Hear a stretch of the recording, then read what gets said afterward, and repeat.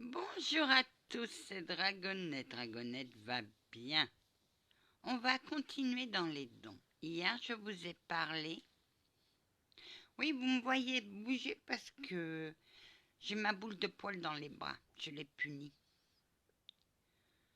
Ah, mais ça va mieux. Ça va toujours bien. Hier, je vous ai parlé du passeur, ou avant-hier du passeur d'âme. Je vous ai expliqué ce que c'était. Aujourd'hui, on va parler d'une capacité. C'est l'empathie. L'empathie, vous allez me dire, mais qu'est-ce que c'est que ça?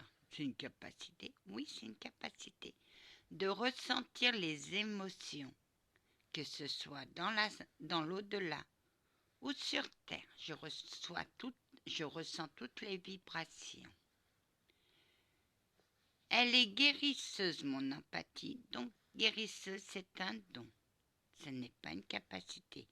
Mais j'ai la capacité de guérir les humains et les entités. Vous allez me dire, mais comment ça se passe? C'est simple, une entité vient, on me l'envoie que lorsque la personne a des blessures cachées. Rien qu'en l'écoutant, j'analyse les personnes. Donc je suis capable d'analyser beaucoup de choses.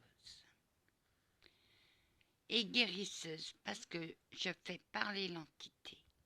Et en parlant, elle revoit, ou la personne revoit toute l'horreur qu'elle veut cacher. Mais moi, je cherche et j'arrive à la trouver. Ça, c'est l'empathie guérisseuse. Au départ, l'empathie, pour moi, c'était un don, une malédiction. Parce que je ne savais pas comment gérer mon empathie.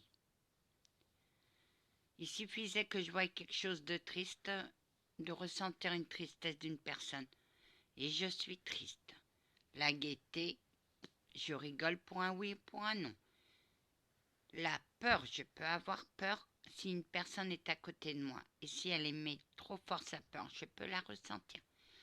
Et la colère, au départ, j'ai ressenti la colère de certaines personnes. Comme je ressens encore. Donc, l'empathie est une capacité, mais si elle est guérisseuse, c'est un don.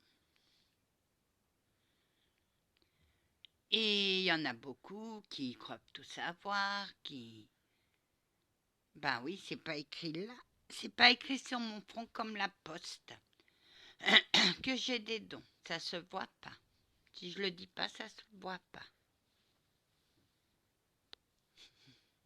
Oui, on me parle. Mais l'empathie, qu'est-ce que c'est? C'est pouvoir se mettre à la place de l'autre. Des fois, je me mets à sa place et je ressens ce qu'elle ressent. C'est ça l'empathie. Vous allez me dire, mais tout le monde en a. Oui, mais sauf des fois, c'est moins développé que certaines personnes.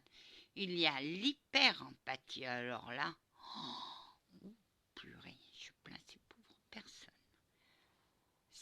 L'hyper, c'est ressentir par 100, par 10 la personne. Vous allez me dire, mais on vit, on apprend, on apprend à gérer l'empathie. J'ai eu du mal à gérer mon empathie. Et après, vu ma destruction, mon empathie, je l'ai fait taire. Mais à un certain moment, quand vous travaillez avec l'humain, l'empathie revient. J'ai aidé beaucoup de personnes.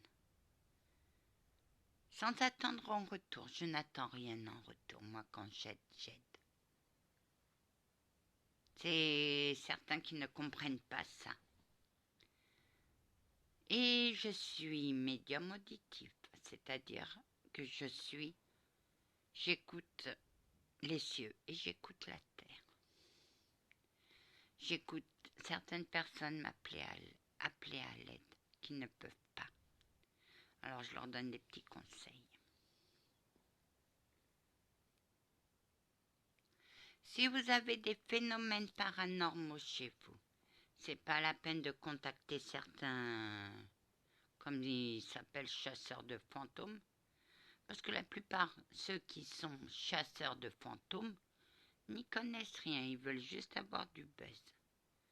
C'est pas la peine, personne ne vous aidera. Ce qu'il faut faire, c'est aller demander de l'eau bénite et du sel.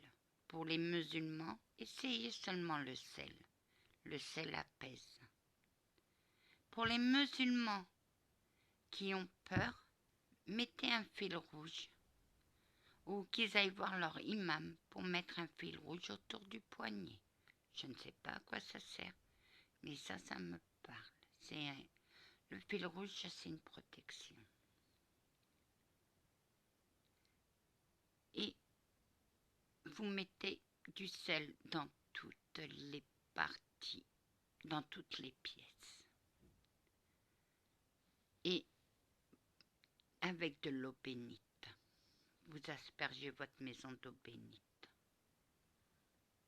Les musulmans font un Socrate, un passage du Coran. Je ne sais pas lequel, parce que je connais un peu votre religion, mais je ne sais pas quel. Socrate, c'est. Mais les phénomènes où vous mettez du sel sous votre lit, sous le sommier de votre lit. Ça va calmer un peu la maison. Voilà. Ma prévention. Parce que des fois, c'est juste le bas astral.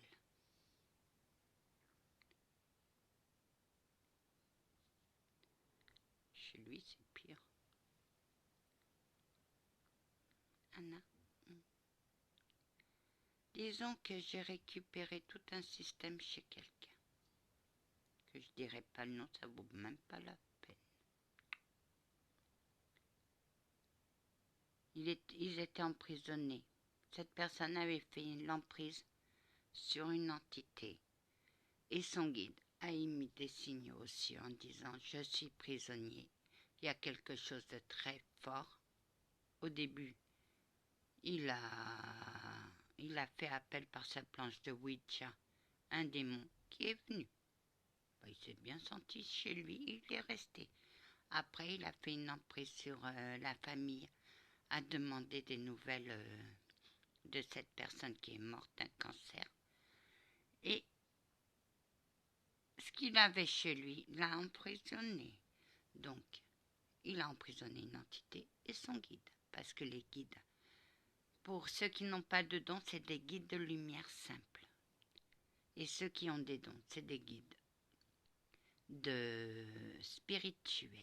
Vous allez me dire, mais quelle est la différence? C'est juste une question de formation. Une personne, un archange va voir une personne et il dit tu veux faire une formation, et lui va soit il dit oui, soit il dit non. Les cieux ne forcent personne. Et ils partent en formation de guide de lumière pour ceux qui n'ont pas de dons. Ceux qui ont des dons, qui sont morts et qui sont aux cieux, l'archange vient, tu veux être guide, tu veux faire une formation de guide spirituel? Il dit oui ou il dit non. Mais s'il dit oui, ils vont vers le spirituel. C'est-à-dire qu'ils vont faire une formation qui dure. Ça peut durer un temps, comme ça peut durer longtemps. Tout dépend de la personne qui guide. Et le guide spirituel, la formation vont vraiment guider les personnes qui ont des dons. C'est un peu embrouillé. Les guides spirituels font une formation plus poussée que les guides de lumière normale. Voilà. Oui, parce qu'on me parle en même temps. Je suis reliée aux cieux. Je ne fais pas l'écriture médionique, mais je suis reliée aux cieux grâce à mon canal médionique. Voilà le secret, que je peux écouter les cieux. Sinon, j'ai essayé de vous faire voir. Bonjour les abonnés de ma maman. Je m'appelle Apache et je fais que des bêtises. Voilà. Oh, gros soupir. Voilà. Je vous laisse dans la paix. Ah, et il y a des guides protecteurs aussi. Mais ça, c'est une autre histoire. Amen. Que la paix du Christ soit toujours avec vous, ainsi que sa bénédiction. Amen.